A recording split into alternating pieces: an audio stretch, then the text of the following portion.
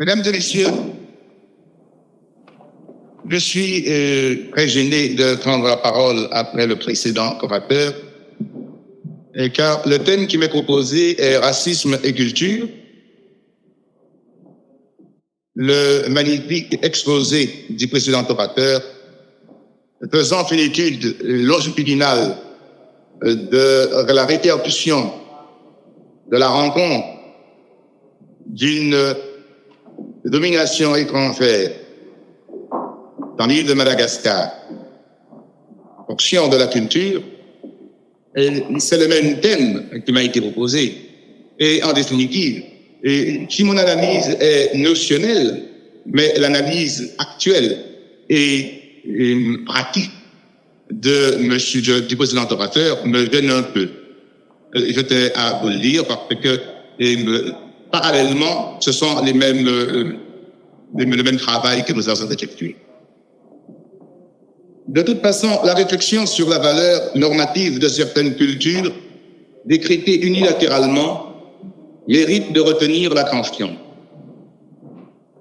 L'un des paradoxes rapidement rencontrés est le choc en retour de définitions égocentriques, sociocentriques.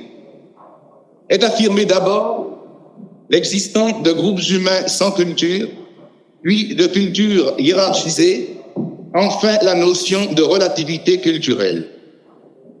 De la négation globale à la reconnaissance singulière et spécifique. C'est précisément cette histoire morcelée et sanglante qu'il nous faut esquisser au niveau de l'anthropologie culturelle. Il existe, pouvons-nous dire, certaines constellations d'institutions vécues par des hommes déterminés dans le cadre d'aires géographiques précises qui, à un moment donné, ont subi l'assaut direct et brutal de schèmes culturels différents. Le développement technique généralement élevé du groupe social ainsi apparu l'autorise à installer une domination organisée. L'entreprise de déculturation se trouve être le négatif d'un plus gigantesque travail d'asservissement économique, voire biologique. La doctrine de la hiérarchie culturelle n'est donc qu'une modalité de la hiérarchisation systématisée poursuivie de façon implacable. La théorie moderne de l'absence d'intégration corticale des peuples coloniaux en est le versant anatomo-physiologique. L'apparition du racisme n'est pas fondamentalement déterminant. Le racisme n'est pas un tout, mais l'élément le plus visible, le plus quotidien, pour tout dire à certains moments le plus grossier d'une structure donnée. Étudier les rapports du racisme et de la culture, c'est se poser la question de leur action réciproque. Si la culture est l'ensemble des comportements moteurs et mentaux nés de la rencontre de l'homme avec la nature et avec son semblable, on doit dire que le racisme est bel et bien un élément culturel. Il y a donc des cultures avec racisme et des cultures sans racisme. Cet élément culturel précis ne s'est cependant pas enquisté. Le racisme n'a pas pu se scléroser. Il lui a fallu se renouveler, se nuancer, changer de physionomie. Il lui a fallu subir le sort de l'ensemble culturel qui l'informait. Le racisme vulgaire, primitif, simpliste, prétendait trouver dans le biologique la base matérielle de la doctrine. Il serait fastidieux de rappeler les efforts entrepris alors, forme comparée du crâne, quantité et configuration des sillons de l'encéphale, caractéristiques des couches cellulaires de l'écorce, dimension des vertèbres, etc. Le primitivisme intellectuel et émotionnel apparaissait comme une conséquence banale, une reconnaissance d'existence. De telles affirmations brutales et massives cèdent la place à une argumentation fine. Et là, toutefois, se font jour quelques résurgences. C'est ainsi que l'habilité émotionnelle du noir, l'intégration sous-corticale de l'arabe, la culpabilité quasi-générique du juif sont des données que l'on retrouve chez quelques écrivains contemporains. La monographie de John Clausewitz, par exemple, patronnée par l'Organisation mondiale de la santé, fait état à partir d'arguments scientifiques d'une lobotomie physiologique du noir. Je l'excuse de ce terme technique. Rapidement, on estime que les lobes frontaux de l'encéphale Ce sont les logs où s'intègrent les données métaphysiques, les données d'inquiétude, d'angoisse, de productivité, d'intégration. Pratiquement, on estime, et embryologiquement, que ce n'est qu'à partir de certains stades que cette partie de l'homme frontaux se corticalise. Donc, pratiquement, cela veut dire que le noir d'Afrique, normalement, est un désintégré, physiologiquement. C'est très important, parce qu'il est admis scientifiquement que lorsque, à la faveur de gros troubles de la sphère mentale, comme dans les psychoses ou dans les névroses obsessionnels, on pratique une lobotomie. Le monde sait que le malade européen qui est lobotomisé est un malade extrêmement amoindri. Eh bien, le noir, heureusement, peut échapper à cette lobotomie scientifique, puisque, normalement, il est...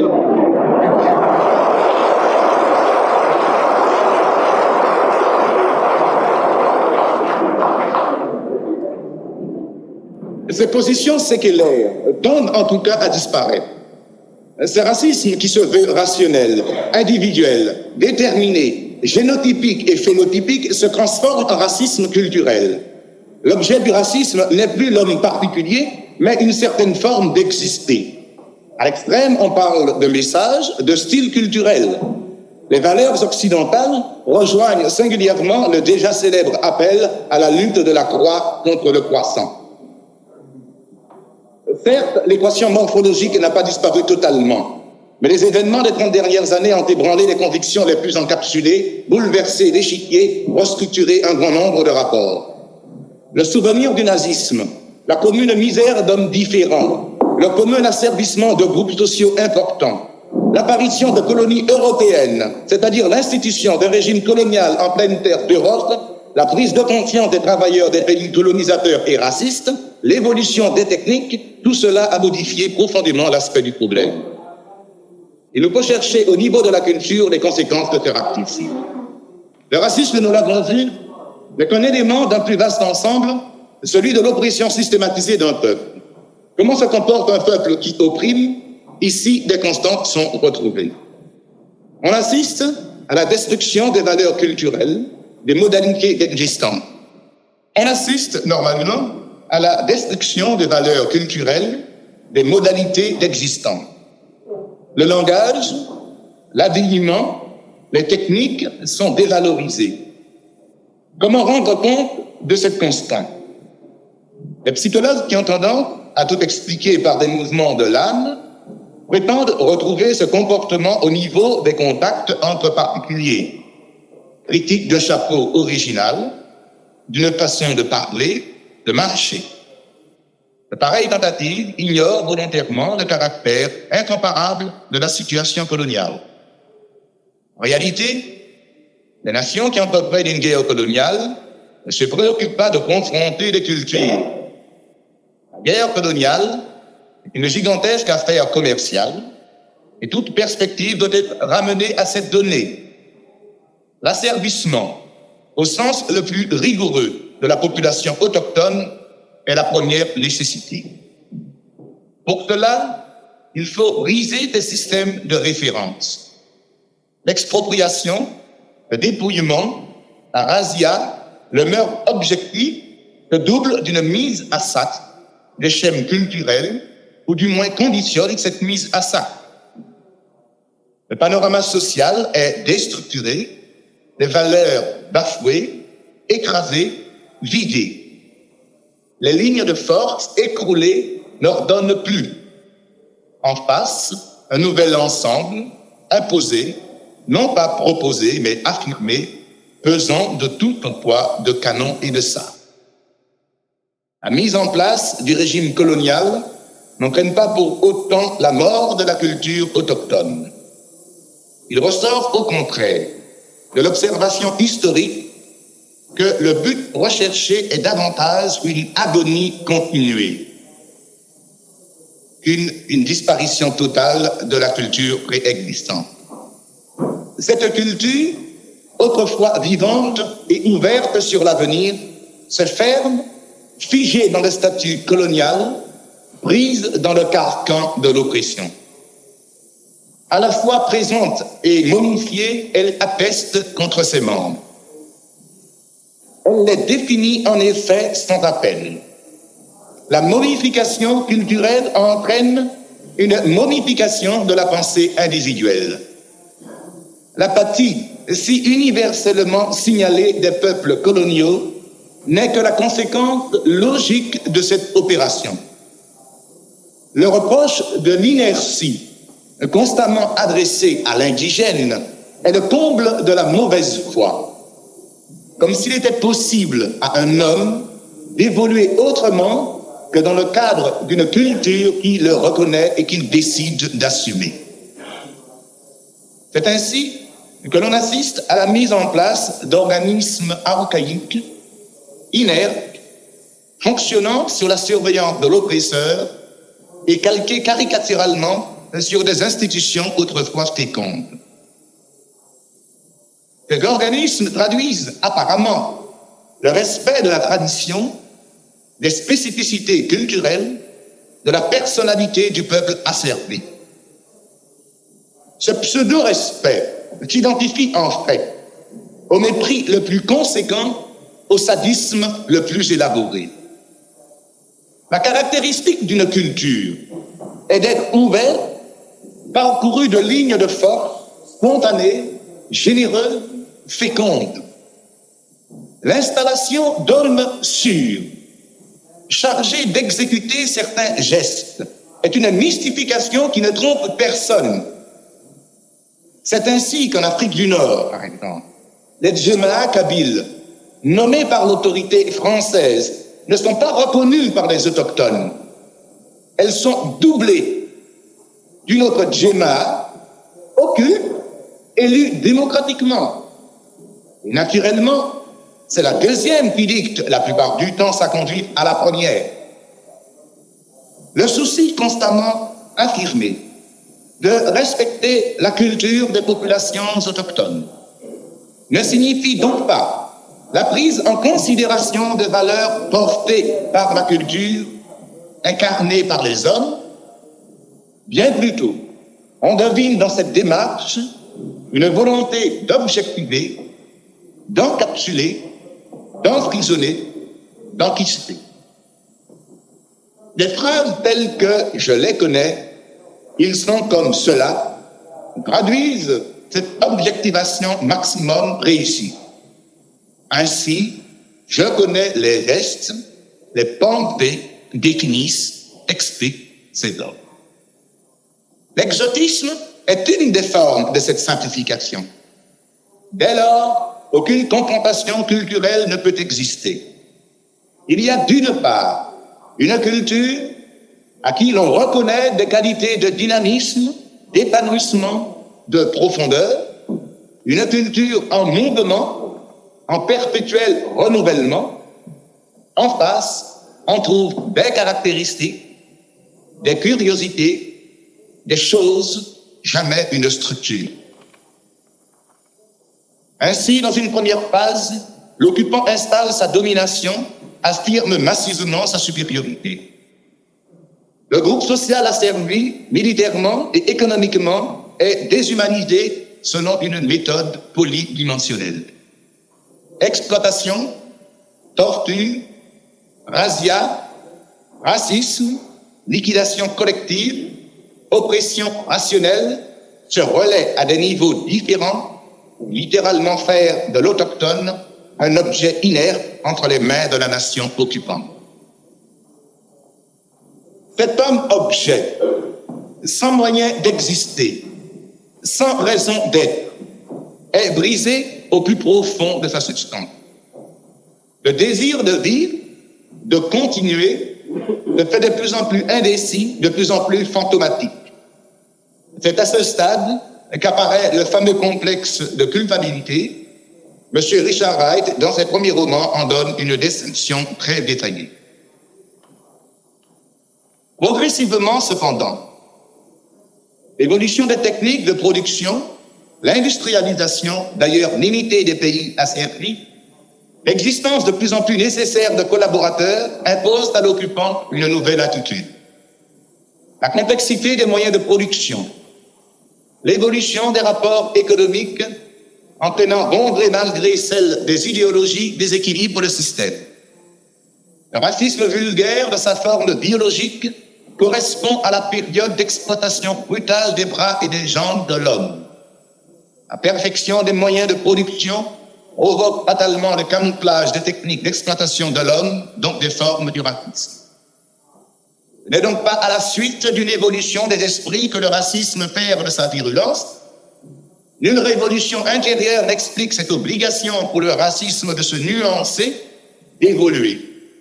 De partout des hommes se libèrent, bousculant la léthargie à laquelle oppression et racisme les avaient condamnés.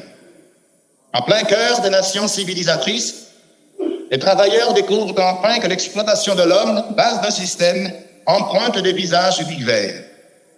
À ce stade, le racisme n'ose plus sortir sans phare. Il se conteste. Le raciste, dans un nombre de plus en plus grand de circonstances, se cache. Celui qui prétendait les sentir, les deviner, se découvre visé, regardé, jugé. Le projet du raciste est alors un projet hanté par la mauvaise conscience. Le salut ne peut lui venir que d'un engagement passionnel, tel qu'on en rencontre dans certaines psychoses. Et ce n'est pas l'un des moindres mérites du professeur Baruch que d'avoir précisé la sémiologie de ces délires passionnels. Le racisme n'est jamais un élément surajouté, découvert au hasard d'une recherche au sein des données culturelles d'un groupe. La constellation sociale, l'ensemble culturel, sont profondément remaniés par l'existence du racisme. On dit couramment que le racisme est une plaie de l'humanité. Mais il ne faut pas se satisfaire d'une telle phrase. Il faut inlassablement rechercher les répercussions du racisme à tous les niveaux de sociabilité. L'importance du problème raciste dans la littérature américaine contemporaine est significative. Le nègre au cinéma, le nègre et le folklore, le juif et les histoires pour enfants, le juif au bistrot sont des thèmes inépuisables. L'œuvre de Faulkner, dans cette perspective, est un traité d'anatomie microscopique du racisme. Le racisme, pour continuer avec l'Amérique, hante et vicie la culture américaine. Et cette gangrène dialectique est exacerbée par la prise de conscience et la volonté de lutte de millions de Noirs et de Juifs visés par ce racisme.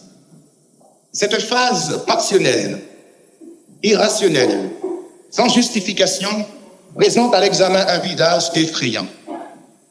La circulation des groupes, la libération, dans certaines parties du monde, d'hommes antérieurement infériorité rendent de plus en plus précaire l'équilibre. Assez inattendument, le groupe raciste dénonce l'apparition de racisme chez les hommes opprimés. Le primitivisme intellectuel de la période d'exploitation fait place au fanatisme moyenâgeux, voire préhistorique de la période de libération. À un certain moment, on avait pu croire à la disparition du racisme.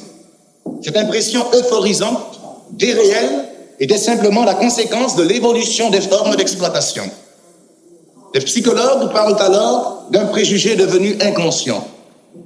La vérité est que la rigueur du système rend superflue l'affirmation quotidienne d'une supériorité.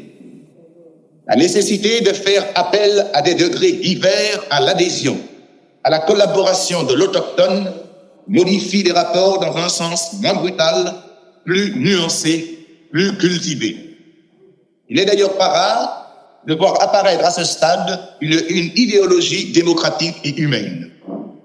L'entreprise commerciale d'asservissement, de destruction culturelle, cède le pas progressivement à une mystification verbale. L'intérêt de cette évolution, c'est que le racisme est pris comme thème de méditation, quelquefois même comme technique publicitaire. C'est ainsi que le blues, plainte des esclaves noirs, est présenté à l'admiration des oppresseurs. C'est un peu d'oppression stylisée qui revient à l'exploitant et au raciste. Sans oppression et sans racisme, pas de blues. La fin du racisme sonnerait le glas de la grande musique noire. Comme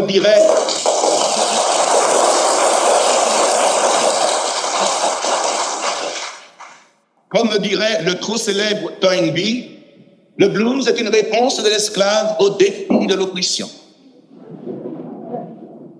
Actuellement encore, pour beaucoup d'hommes, même de couleur, la musique d'Armstrong, par exemple, n'a de véritable sens que dans cette perspective. Le racisme boursoufle et défigure le visage de la culture qui le pratique. La littérature, les arts plastiques, les chansons pour midinettes, les proverbes, les habitudes, les patterns, soit qu'ils se proposent d'en faire le procès ou de le banaliser, restituent le racisme. C'est dire qu'un groupe social, un pays, une civilisation ne peuvent être racistes inconsciemment. Nous le disons encore une fois, le racisme n'est pas une découverte accidentelle, ce n'est pas un élément caché, dissimulé, il n'est pas exigé d'efforts surhumains pour le mettre en évidence. Le racisme crève les yeux, car précisément il entre dans un ensemble caractérisé, celui de l'exploitation éhontée d'un groupe d'hommes par un autre, parvenu à un stade de développement technique supérieur. C'est pourquoi l'oppression militaire et économique précède la plupart du temps, rend possible, légitime le racisme. L'habitude de considérer le racisme comme une disposition de l'esprit, comme une tare psychologique, doit être abandonnée. Mais l'homme visé par ce racisme, le groupe social asservi, exploité, désubstantialisé, comment se comporte-t-il? Quels sont leurs mécanismes de défense? Quelles attitudes découvrons-nous ici? Dans une première phase, on a vu l'occupant légitimer sa domination par des arguments scientifiques. La race inférieure se niait en tant que race. Parce que nulle autre solution ne lui est laissée, le groupe social racialisé essaie d'imiter l'oppresseur et par là de se déracialiser. La race inférieure se nie en tant que race différente. Elle partage avec la race supérieure les convictions, doctrines et autres attendus la concernant. Ayant assisté à la liquidation de ces systèmes de référence, à l'écroulement de ce schème culturel, il ne reste plus à l'autochtone qu'à reconnaître avec l'occupant que Dieu n'est pas de son côté. L'oppresseur, par le caractère global et effrayant de son autorité, en arrive à imposer à l'autochtone de nouvelles façons de voir, singulièrement un jugement péjoratif à l'égard de ses formes originales d'exister. Cet événement, désigné communément aliénation, est naturellement extrêmement important. On le trouve dans les textes officiels sous le nom d'assimilation. Or, cette aliénation n'est jamais totalement réussie. Soit parce qu'au sein du groupe occupé, des îlots de résistance s'organisent, soit parce que l'oppresseur quantitativement et qualitativement limite l'évolution, des phénomènes imprévus, hétéroclites, font leur apparition. Le groupe infériorisé avait admis, la force de raisonnement étant implacable, que ces malheurs procédaient directement de ses caractéristiques raciales et culturelles. Culpabilité et infériorité sont les conséquences habituelles de cette dialectique. L'opprimé tente alors d'y échapper, d'une part en proclamant son adhésion totale et inconditionnelle au nouveau modèle culturel, d'autre part en prononçant une condamnation irréversible de son style culturel propre. Pourtant, la nécessité pour l'oppresseur, à un moment donné, de dissimuler les formes d'exploitation n'entraîne pas la disparition de cette dernière. Les rapports économiques plus élaborés, moins grossiers, exigent un revêtement quotidien, mais l'aliénation à ce niveau demeure épouvantable. Ayant jugé, condamné, abandonné ses formes culturelles, son langage, son alimentation, ses démarches sexuelles, sa façon de s'asseoir, de se reposer, de cracher, de rire, de se divertir, l'opprimé avec l'énergie et la ténacité du naufragé se rue sur la culture imposée. Développant ses connaissances techniques au contact de machines de plus en plus perfectionnées, entrant dans le circuit dynamique de la production industrielle, rencontrant des hommes de régions éloignées dans le cadre de la concentration des capitaux, donc des lieux de travail, découvrant la chaîne, l'équipe, le temps de production, c'est-à-dire le rendement à l'heure, l'opprimé constate comme un scandale le maintien à son égard du racisme et du mépris. C'est à ce niveau que l'on fait du racisme une histoire de personnes. Il existe, dit-on, quelques racistes indécrottables, mais avouez que dans l'ensemble, la population aime bien. Avec le temps, tout cela disparaîtra.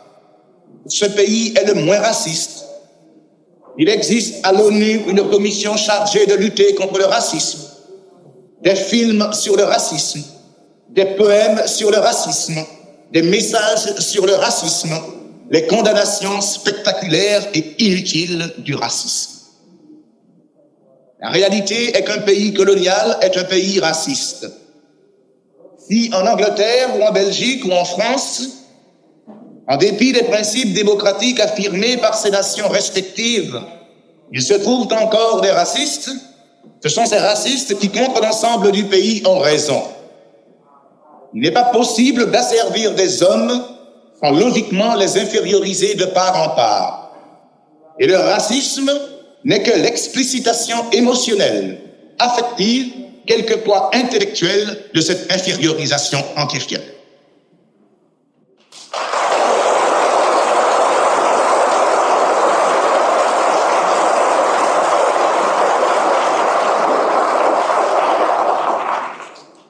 Le raciste, dans une culture avec racisme, est donc normal.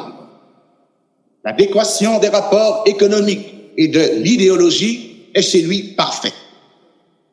Certes, l'idée que l'on se fait de l'homme n'est jamais totalement dépendante des rapports économiques, c'est-à-dire, ne l'oublions pas, des rapports existants historiquement et géographiquement entre les hommes et les groupes. Les membres de plus en plus nombreux appartenant à des sociétés racistes prennent position. Ils mettent leur vie au service d'un monde où le racisme serait impossible. Mais ce recul, cette abstraction, cet engagement solennel ne sont pas à la portée de tous. On ne peut exiger sans dommage qu'un homme soit contre les préjugés de son groupe. Or, redisons-le, tout groupe colonialiste est raciste. À la fois acculturé et déculturé, l'opprimé continue à lutter contre le racisme. Il trouve illogique cette séquelle, inexplicable ce qu'il juge dépassé, sans motif, inexact. Ses connaissances, l'appropriation de techniques précises et compliquées, quelquefois sa supériorité intellectuelle, eu égard à un grand nombre de racistes, l'amène à qualifier le monde raciste de passionnel. Il s'aperçoit que l'atmosphère raciste imprègne tous les éléments de la vie sociale. Le sentiment d'une injustice accablante est alors créé. Oubliant le racisme conséquence, on s'acharne sur le racisme cause, des campagnes de désintoxication sont entreprises, on fait appel au sens de l'humain, à l'amour, découvrant l'inutilité de son aliénation, l'approfondissement de son dépouillement, infériorisé, après cette phase de déculturation, d'extranéisation, retrouve ses positions originales.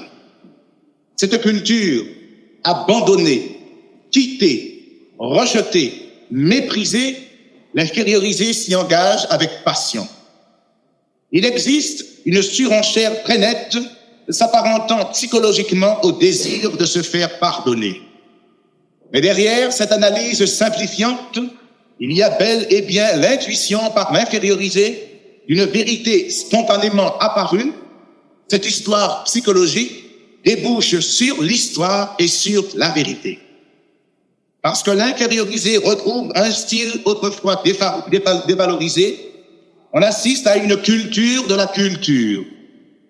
Une telle caricature de l'existence culturelle signifierait, s'il en était besoin, que la culture se vit, mais ne se morcelle pas. Elle ne se met pas entre l'âme et la mêle. Cependant, l'opprimé s'extasie à chaque redécouverte. L'émerveillement est permanent. Autrefois émigré de sa culture, l'autochtone l'explore aujourd'hui avec fougue. Il s'agit alors d'épousailles continuées. L'ancien infériorisé est en état de grâce. Or, on ne subit pas impunément une domination. La culture du peuple asservi est sclérosée, agonisante. Aucune vie n'y circule. Plus précisément, la seule vie existante est dissimulée. La population, qui normalement, ça et là, assume quelques morceaux de vie, maintient des significations dynamiques aux institutions, est une population anonyme. En régime colonial, ce sont les traditionalistes. L'ancien émigré, par l'ambiguïté soudaine de son comportement, introduit le scandale. À l'anonymat du traditionalisme, il oppose un exhibitionnisme véhément et agressif. État de grâce et agressivité sont deux constantes retrouvées à ce stade.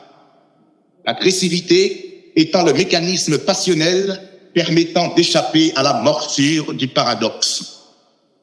Parce que l'ancien émigré possède des techniques précises, parce que son niveau d'action se situe dans le cadre de rapports déjà complexes, ces retrouvailles revêtent un aspect irrationnel. Il existe un fossé, un écart entre le développement intellectuel, l'appropriation technique, les modalités de pensée et de logique hautement différenciées et une base émotionnelle simple, pure, naïve. Retrouvons la tradition, la vivant comme mécanisme de défense, comme symbole de pureté, comme salut. Le déculturé laisse l'impression que la médiation se venge en se substantialisant. Ce reflux sur les positions archaïques, sans rapport avec le développement technique, est paradoxal. Les institutions ainsi valorisées ne correspondent plus aux méthodes élaborées d'action déjà acquises. La culture encapsulée, végétative, depuis la domination étrangère, est revalorisée. Elle n'est pas repensée, reprise, dynamisée de l'intérieur, elle est clamée. Et cette revalorisation d'emblée, non structurée, verbale, recouvre des attitudes hautement paradoxales. C'est à ce moment qu'il est fait mention du caractère indécrottable des infériorisés. Les médecins arabes dorment par terre, crachent n'importe où. Les intellectuels noirs consultent le sorcier avant de prendre une décision, etc. Les intellectuels collaborateurs cherchent à justifier leur nouvelle attitude. Les coutumes, traditions, croyances, autrefois niées et passées sous silence, sont violemment valorisées et affirmées. La tradition n'est plus ironisée par le groupe ne se fuit plus, on retrouve le son du passé, le culte des ancêtres.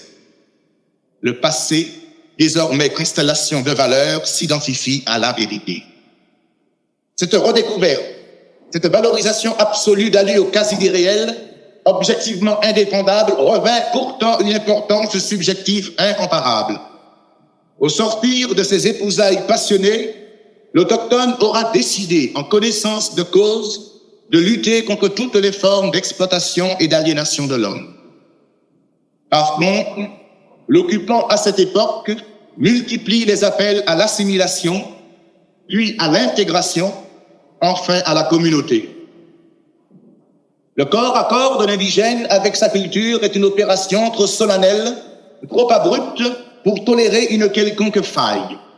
Nul néologisme ne peut masquer la nouvelle évidence. La plongée dans le gouffre du passé est condition et source de liberté.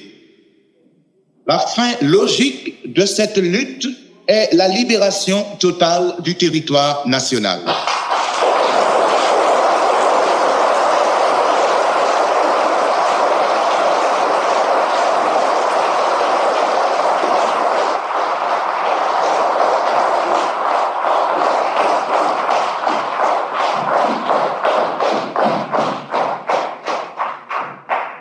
Afin de réaliser cette libération, l'infériorisé met en jeu toutes ses ressources, toutes ses acquisitions, les anciennes et les nouvelles, les siennes et celles de l'occupant. La lutte est d'emblée totale, absolue. Mais alors, on ne voit guère apparaître de racisme. Au moment d'imposer sa domination, pour justifier l'esclavage, l'oppresseur avait fait appel à des arguments scientifiques. Ici, rien de pareil. Un peuple qui entreprend une lutte de libération légitime rarement le racisme. Même au cours des périodes aiguës de lutte armée insurrectionnelle, on n'assiste jamais à la prise en masse de justifications biologiques. La lutte de l'infériorisé se situe à un niveau nettement plus humain. Les perspectives sont radicalement nouvelles. C'est l'opposition désormais classique des luttes de conquête et des luttes de libération. En cours de lutte, la nation dominatrice essaie de rééditer des arguments racistes, mais l'élaboration du racisme se révèle de plus en plus inefficace. On parle de fanatisme, d'attitude primitive en face de la mort, mais encore une fois, le mécanisme désormais effondré ne répond plus. Les anciens immobiles, les lâches constitutionnels, les peureux, les infériorisés de toujours, s'arc-boutent et émergent hérissés. L'occupant ne comprend plus. La fin du racisme commence avec cette soudaine incompréhension.